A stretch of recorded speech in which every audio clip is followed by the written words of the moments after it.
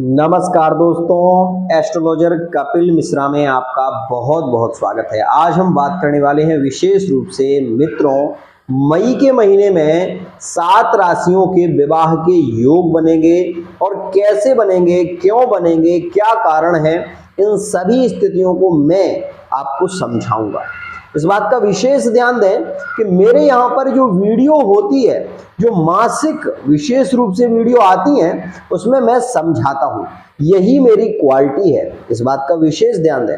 और एक बात बेहद खास मित्रों, मेरे चैनल पर आपको फीडबैक नहीं मिलेंगे, क्योंकि आप लोगों के विशेष रूप से जो गुप्त संबंध है, अगर मैं उनको अपने फीडबैक में देना शुरू करूंगा तो आपके रिश्ते बिगड़ जाएंगे।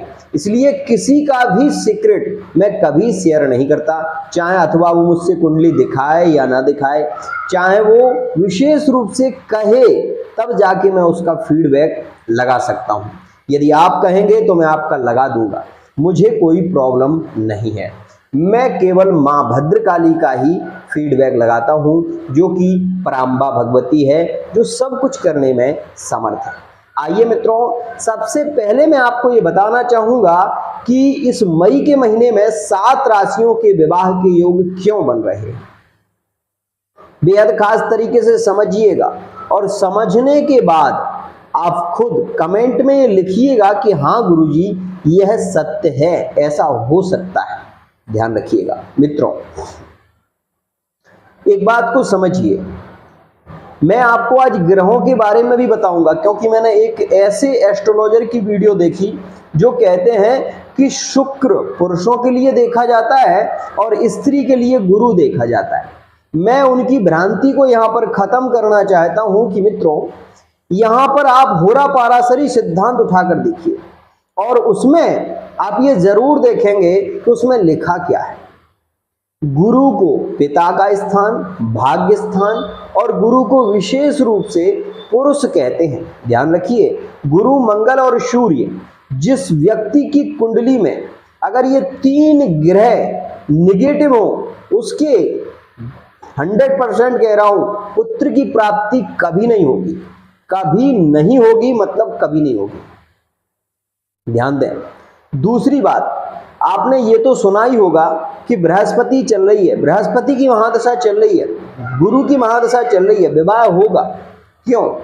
क्योंकि गुरु ही एक ऐसा ग्रह है जो शीघ्र विवाह का योग बनाता है।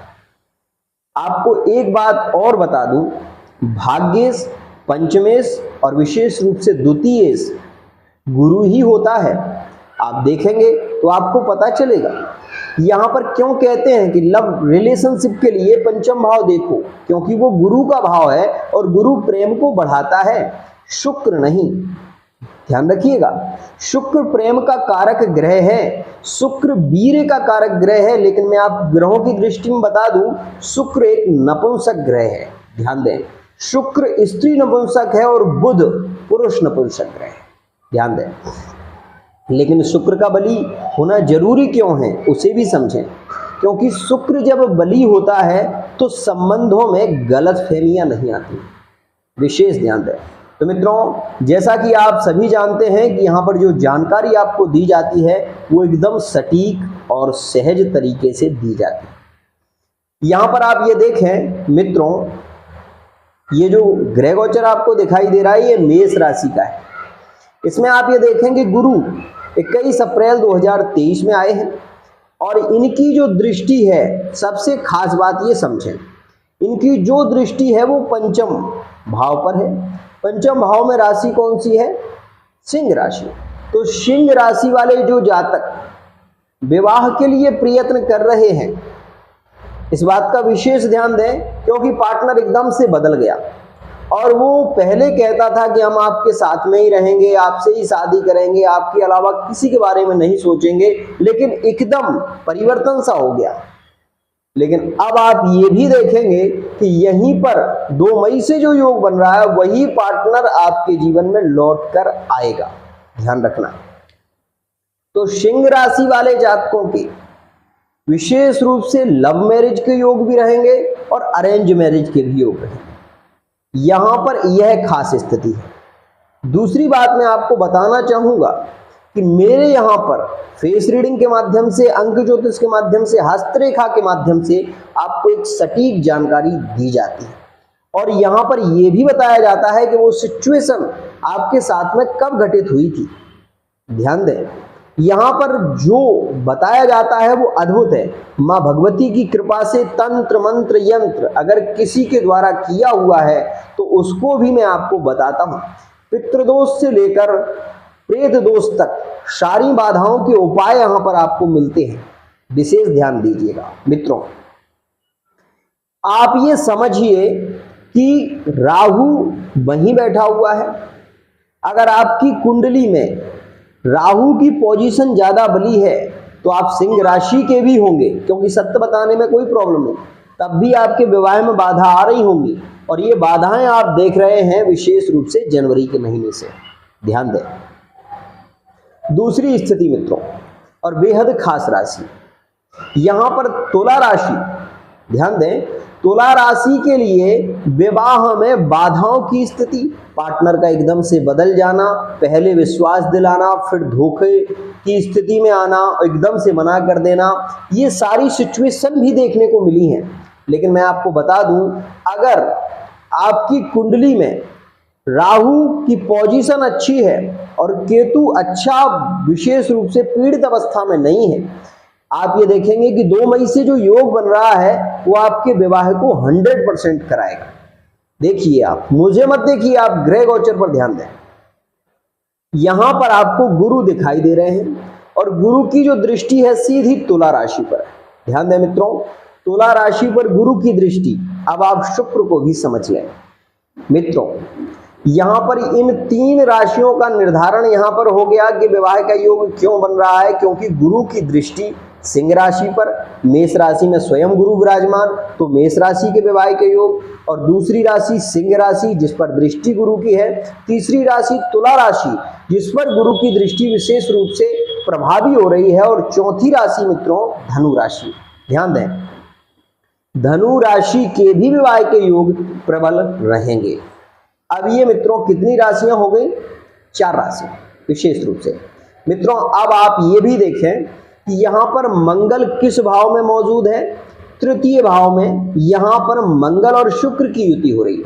शुक्र क्या करता है? प्रेम को बढ़ाता है, कामनाओं को बढ़ाता है, संबंधों को जोड़ने का जो कार्य है वो शुक्र का ही है। इस बात को भी समझें। इसीलिए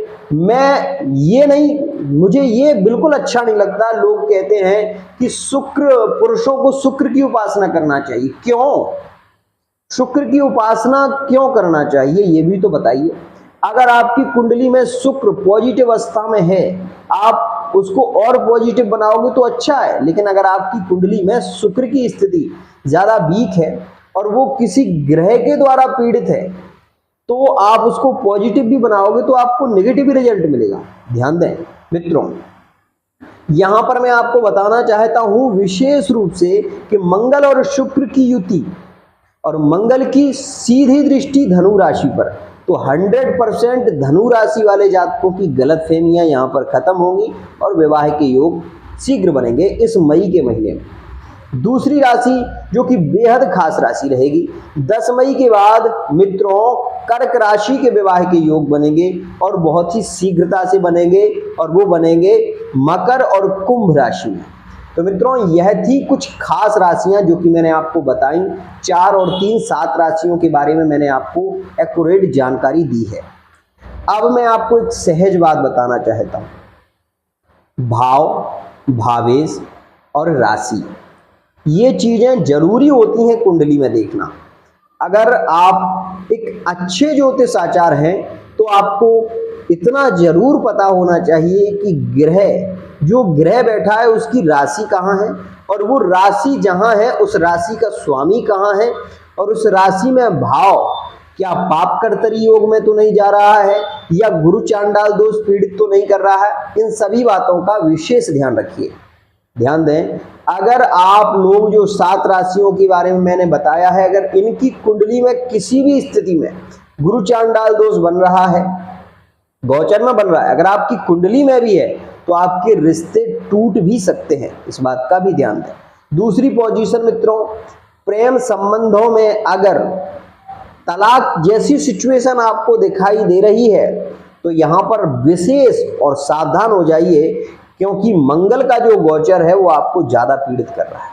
और मंगल जब नीच भंग राजयोग में आएंगे, हो सकता है कि आपका तलाक फाइनल हो जाए।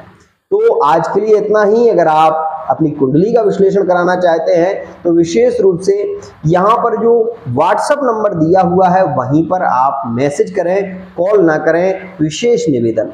आज के लिए इतना ही।